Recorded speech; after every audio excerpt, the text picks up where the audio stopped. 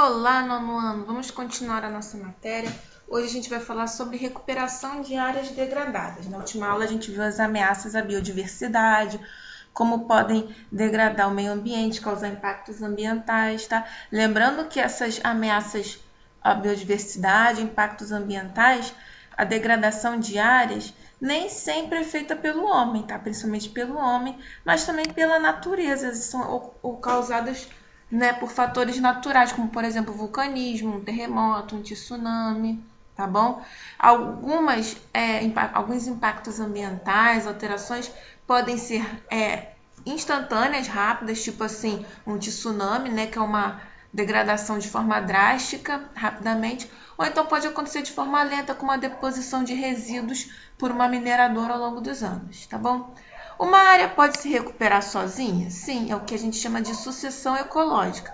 Uma área degradada, né, o ecossistema de alguma maneira foi alterado, o desenvolvimento dos seres vivos foi prejudicado, porém pode voltar de forma natural por 3 etapas. A pioneira, tá? O terreno está totalmente degradado, mas alguns seres vivos conseguem se estabelecer no solo, como líquens, né? Associações de fungos e algas. Com o passar do tempo, né, a gente vai, além do desenvolvimento de fungos, né, o solo vai começando a alterar a composição dele, perdão, e aí isso permite o surgimento de outras plantas, tá, fazendo com que se acumule mais nutrientes, mais matéria orgânica, tá? E aí a gente tem a segunda etapa, que é a série, tá bom? Aí aqui, ó, a gente tem aqui, ó, representação básica aqui da seção ecológica, e aí começam a aparecer gramíneas, pequenos arbustos e tudo mais, e aí o solo vai começando a alterar a sua composição, começa a ter mais água, umidade, isso favorece o crescimento de árvores maiores, isso vai acabar atraindo outros animais. Então a gente tem a última fase, que é a clímax, quando a gente tem a terceira e última etapa da sucessão ecológica, quando a gente já tem um ecossistema todo novo. Então, pioneira, né, quando aparecem os líquens, quando começam a aparecer plantas pequenas, série, e aí, por fim, a gente tem o clímax, quando a gente tem um novo ecossistema ali. E a gente tem uma área chamada ecologia da restauração, uma área de estudo que se propõe a tentar recuperar áreas degradadas. Por quê? A sucessão ecológica, de forma natural, é muito lenta, né? Então, a ecologia da restauração busca estudar técnicas específicas para recuperar uma área degradada. A gente tem aqui antes e depois de uma área degradada que foi recuperada utilizando essas técnicas de ecologia da restauração. Um exemplo de técnica é a biorremediação ou remediação ecológica. Vamos supor, teve um derramamento de óleo, de petróleo, tem substâncias tóxicas, seja na água ou no solo. Eles vão utilizar micro-organismos que conseguem utilizar essas substâncias tóxicas, né? Eles conseguem absorver, eles conseguem utilizar, né, para o ciclo de vida deles e acabam liberando no ambiente substâncias não tóxicas, tá? Então, por exemplo, eles utilizam bactérias, né, para tentar diminuir, né, o estrago, né, a concentração de petróleo, de óleo derramado, é uma técnica. A gente tem um incremento biológico, que eles utilizam uma espécie de ser vivo, enfim, para inserir nutrientes no solo de uma área degradada, um solo pobre, né?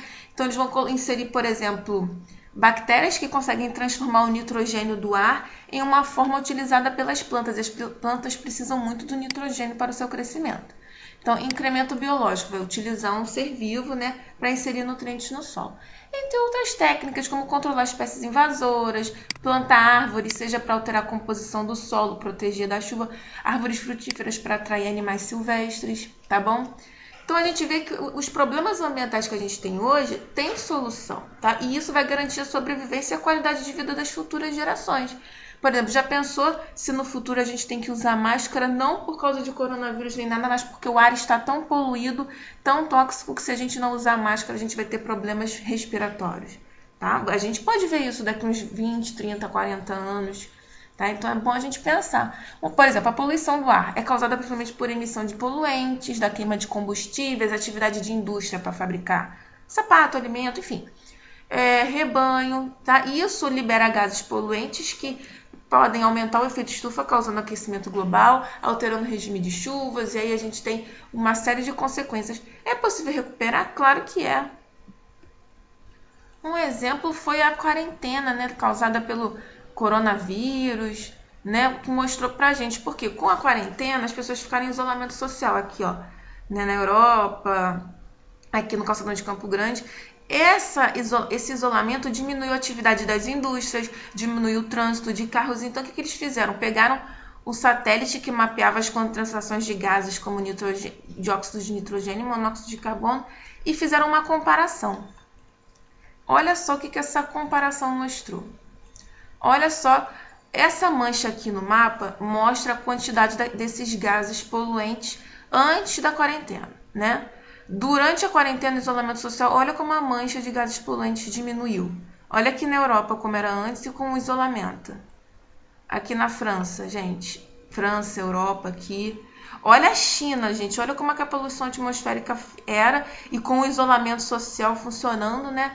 Como que diminuiu a concentração de poluentes na atmosfera. Por isso que é sim possível a gente recuperar o meio ambiente. Até mesmo a degradação do solo, tá? O problema do solo, quando ele está muito degradado, causa muita erosão, desertificação, é muito difícil de plantar novas plantas, de crescimento de novas plantas. Então a gente tem que pensar em utilizar o solo sem cansar ele, sem tornar ele pobre. Já pensou se de repente o Brasil inteiro não utiliza o solo com sabedoria, não utiliza uma técnica agrícola, vai chegar uma hora que ninguém vai conseguir mais plantar nada. E isso pode causar um colapso, por exemplo, na distribuição de alimento para as pessoas, tá?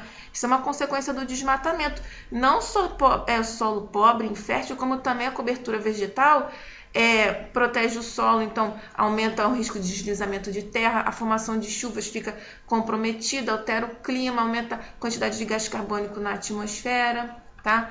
Fora, gente, que a produção de energia para a gente viver, né? Quanto mais a população cresce, mais qualidade de vida a gente tem, mais energia a gente consome, seja ar-condicionado, chuveiro elétrico, micro-ondas, geladeira, enfim.